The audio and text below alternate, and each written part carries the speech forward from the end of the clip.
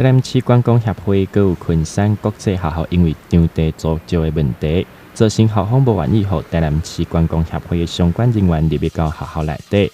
22号上午，观光协会理事长尤义峰佮一摆来到学校的门口，佮又一摆去轰动伫外口，无法度入去学校。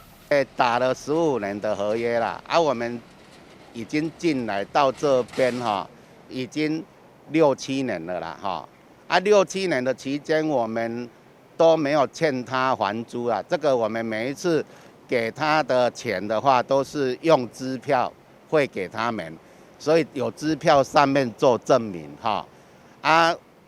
后来他们因为董监事里面有改组听说啦听说为了发展他们的那个学校里面改组，要改一些什么外语啦，什么比较先进的那个教育啦，所以就跟我们终止那个合约啦，片面终止合约啦因为我们在这边的话，地方的话，那个场地的话，听说有影响到他们整个建设啦，所以他要把我们终止合约，把我们赶出去。你讲，我车子不让他进来，我如果有违法，我们照法律程序来走，好不好？就这么简单。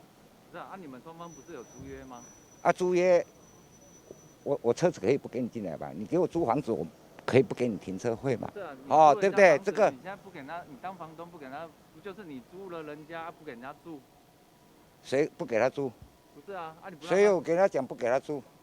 不是啊，那你现在车子不能进来的理由是？车子跟人有关系吗？